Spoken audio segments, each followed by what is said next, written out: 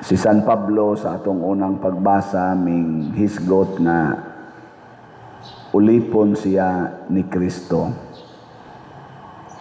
Kana nga maong deklarasyon kung kinasing-kasing mo resulta gyud sa binuhatan.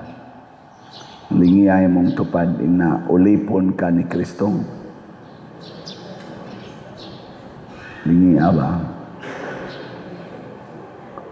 Niya, unsa may binuhatan ni San Pablo, gasigi siyag sangyaw mahitungod ni Kristo. Kay ulipon man siya ni Kristo. Og sa mata sa Ginoo, nahimo siyang buutan nga tao. Samtang ang mga tao nga nagsigig simba didto sa templo, nahimong dautan sa mata sa Ginoo. Matud pa ni Kristo, pagkadautan, nagkuan biya sila, nagpunsisok biya gid sila. Magsigi man sila tan-aw, magsigi man sila dugok dito sa templo. Papareha sa taga Compostela ba? Sige yung simba, inig prosesyon, daghan kay mo kuyog, parehadtong niagi na tong prosesyon. Gahapon sa atong pista mas, astang daghana, abigin ako dili paigo atong pagkaon, pero may gani kay nanguli sa dang kadaghana. Guwap ato manguli na mo lagi tog tangagon si rumbuan tong atong pagkaon, pero nasobra gyud siya, daghang sobra. Nya nindot man tan-awon ang pangutana lang kadtong nanguyog sa prosesyon, kadtong nagpunsisok na purtindaghana pagkamisa nato, pila ka buok adto ang ulipon ni Kristo. Ulipon ba? Unsa man ay kinaiyas ulipon? Musupak na sa galon. Musunod ra gyud bisan pag ang iyang kinabuhi iyang ibuhis para siyang agalon, basta ulipon. Pero kanang nanrabaho ra, kanang nitrabaho ra ba nang warta, adili na gitawag na ni Kristo og sinuhulan.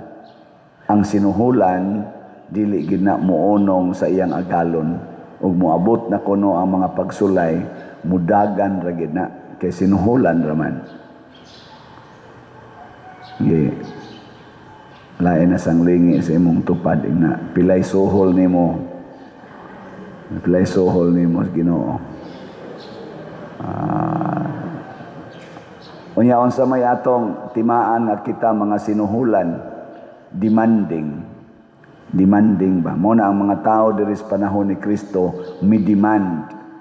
Unsa ilang gidemand? Paghimog milagro aron magpaulipon minimo, mutuo minimo, paghimog milagro.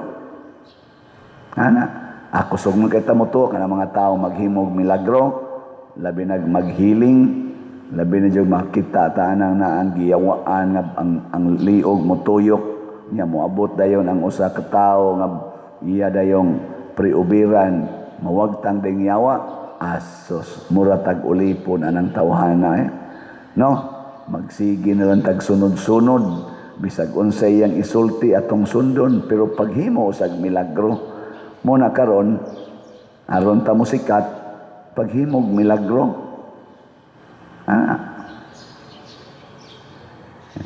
Lain na sang lingi sa imong tupad na nakamilagro na ka,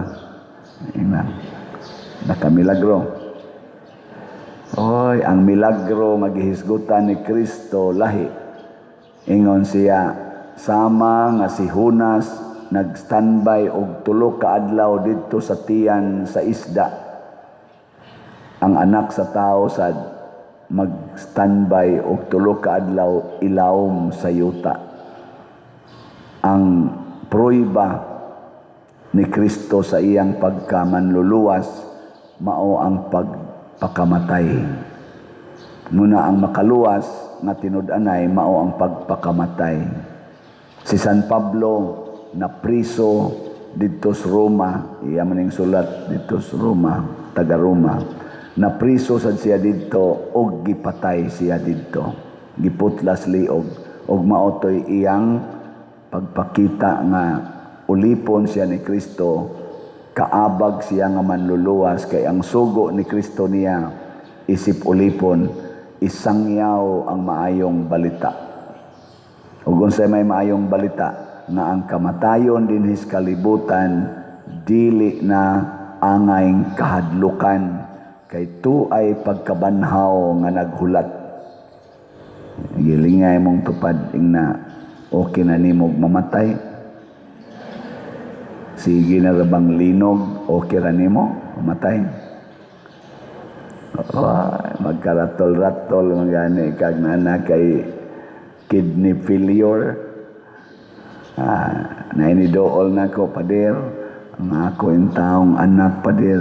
Nagsige nagkimo. Nako pila may stage stage 4 na pader niya. Duha mago nakabuki ang cancer. Nako ayaw na lang pag-solicit Duha nakabuk cancer niya. Stage 4 pulos. Kamo magpakimo pa mo ana. Ayaw na lang. Usik-usik. Di ba? Ayaw na. Unsa may buhaton? Nya ningon sa densya nako, unya pa dir maghuwat na lang yung milagro nako. Ayaw sa paghuwat og milagro. Unsa may buhaton? Kamatay na. Kamatay. Matod pang San Pablo, mamiya ta aning lawasa. Mamiya ta. Kay kining lawasa lumalabay. Palabyan na. Palabyan na ba? Anong magsigi pa manggid ka diha? Hasta na maglisod og lakaw. Magsigi pag yung hangyo, padir, hilingi ko, padir, hilingi ko. Naku, kadugay ba ninyang mamatay? Sige, pahiling. Lisod naglakaw, pahiling lang yapon. Hangtod na lang nagalisod na kaglakaw nga, klaro na kayo ang timaan nga, lumalabay na ka. Ang imong lawas na deteriorated na kay 90 anyos na ka. Healing pagyud ang imong gipangita.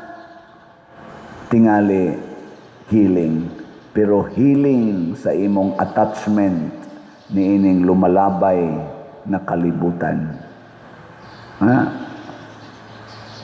Kamatay na. Nya kanang imong mga budget unsa may buhaton na ipalit og slot kana moy dili mo labay. Ipalit og slot imbis magpakimo ka, ipalit tala nag slot imbis magpa-dialysis ka, ipalit tala nag slot aron ikasunod semana patay na ka, pero ang imong gipalit nga slot mulungtad hangtod sa sunod pang mga centuries. Di ba? Igadto ni mos langit at tubang ni mos Ginoo moingon dayong Ginoo, congratulations, nagbilin kag nindot nga bahandi sa kalibutan para sa simbahan ug tungod ana di anasad kay treasures in heaven. Di ba? Kay ang slot unsa toy meaning sa T? Oy ang T ba T sa slot? Treasure in heaven. Ang S sacrifice. Nya ang L love. Ang O offering. Nya ang T treasures. Di mo nang usik-usikan nga treasure na in heaven. Ayaw usik-usiki anang imong dialysis nga wa na gyud paglaom, katulo na kaupat na ka mag-dialysis usa ka semana, lagom na kay kagliog, lagom na kay kag mga bukton, mura na kag langkay nga ni kupos, gahuwat talag kanus ang mabungkag. Ayaw na. No? Dawata ang maayong balita. Ug unsa may maayong balita nga mamatay kita apan mabanhaw. Ug ang pagkabanhaw mao na to ang bag-ong kinabuhi kay kini atong lawas inighabilin ani dinhi matud pang San Pablo suluban ta og bag-ong lawas na dili na gyud mamatay. Nindota na ayaw nang sigyag tusok sa dagom katong isulob nimo nga limpyo na. Sigihan kag kulata sa imong bana. Sigihan kag kulata. Ay pakulata la. Hangtod mabunog og may imong lawas, iparok-parok pa ka sa ligi, mga bungkag ng imong ngabil, mabungi ka. Sige lang. Kaya inig kamatay nimo, unsa may mitabo? suluban ka o bagong lawas nga gwapa na kay ka wa nagyoy mga samad, di ba? Nganong mura mamugwa ma-excited? mura lagi hinumog na nga hadlok, ala uy unsa mo din na, uy unsa mo din na, naunsa man taday ani. Mao na ang mahal nga Birhen Maria, karon magsugod man ni ang nobinaryo ni Pedro Calungsod sad, magkuan man ang ato mga youth na giandam na nila altar magsugod sila silang nobina karon. Si Pedro Calungsod batan-on pa kay na. Wa maya siya unta kalaguti sa katong mga tao dito, katong chieftain. Ang gikalagutan katumang pari nga iyang kuyog kay nganong gibunyagan ang iyang anak.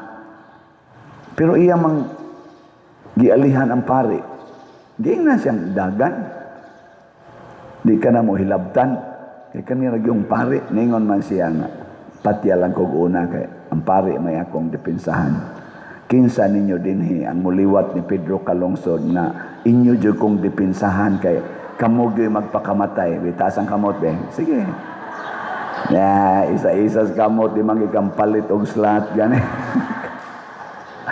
Dipinsahi ko, hutda o sagpalit inyong slat, hangtod mo mga matay. Ana, ninig kamatay na ninyo, kay wa na mo'y kaon, liwat na mong Pedro Calungsod.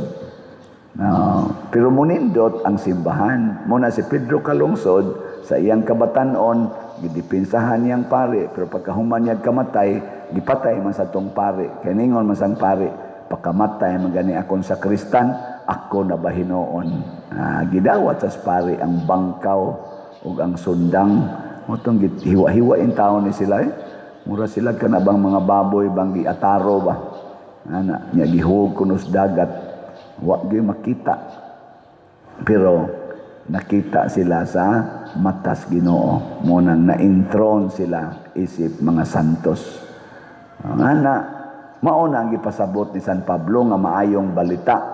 Og tungod anang maayong balita, namatay si San Pablo, namatay si Pedro Calungsod, namatay si Lorenzo Ruiz, namatay si Santiago, ang atong patron din. Gilas na lang lingi sa imong tupad. Ing na pakamatyan na nakong slat ni Father. Ging na. Ing na ako ng pakamatyan. Nindota gano na magpakamatay sa salat ba mamaligya niya mo palit. So ikasunod si mana hurot na niya tong salat nga grace tag 100 ra gud niya kani pag yung atong PPSC o kaning DPR maghuwat man sa tag linog, maghuwat man sa tag mga dagko kayong event, una pamulugwa atong kwarta, una pata mangumpra ng mga para ipanghatod ngadto. Maghuwat pa ka na, ayaw na lang. Ay huwat na, nganong imo magyong paaboton na masunog ang balay, una pa nimo i-repair. Di ba?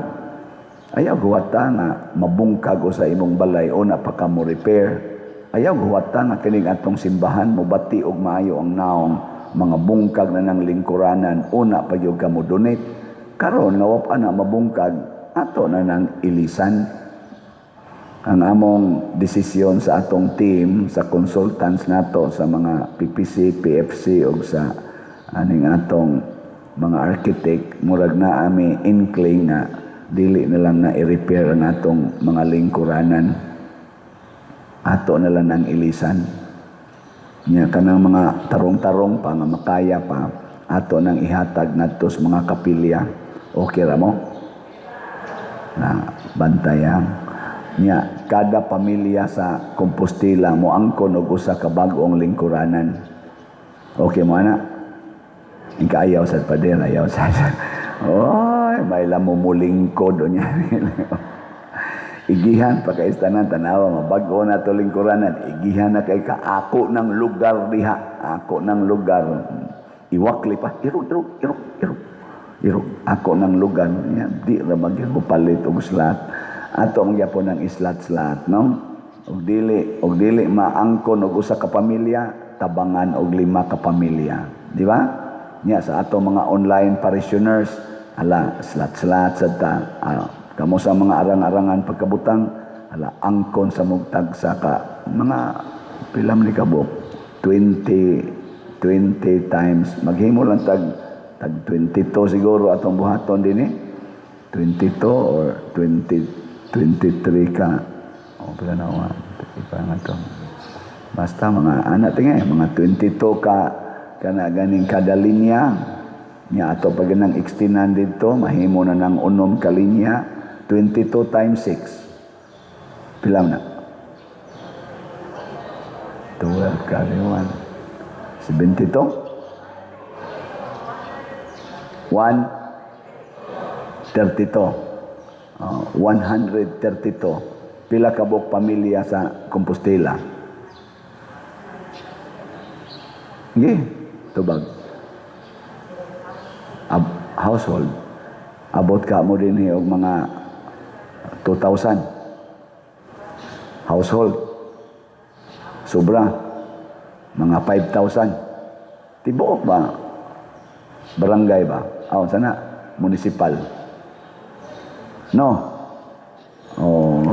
I-divide lang na siya.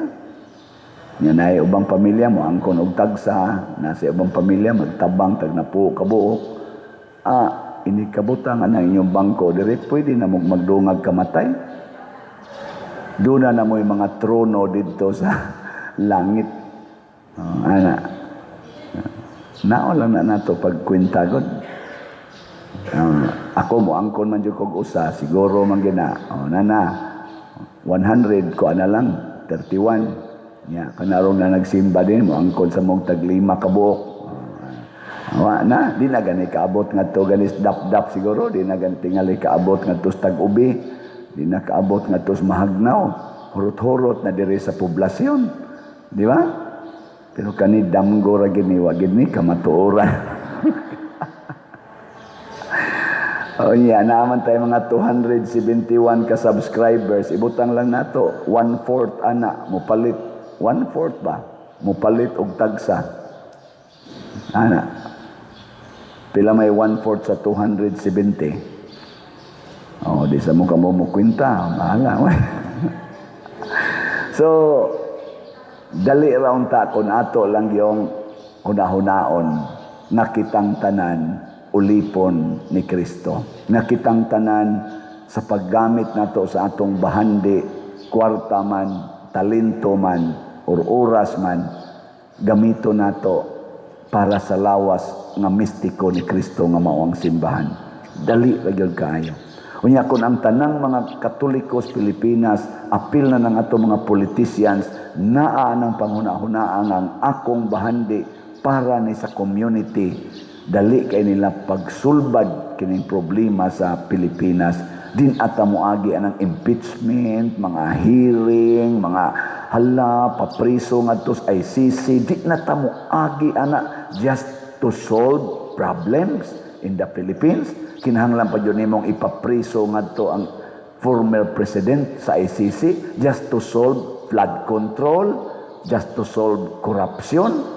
Kinahanglan pa ginang ipapriso nga tiguang na kayo galisod na ganiglakaw, imo pa yung ipapriso dito. Kinahanglan pa gid na.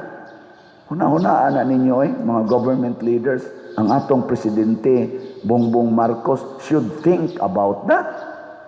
Is it needed in order to solve our problems of corruption? Ito ba?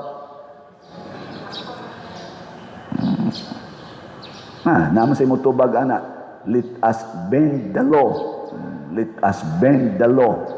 Niya, matod pa ning atong bagong ombudsman, bending the law is okay.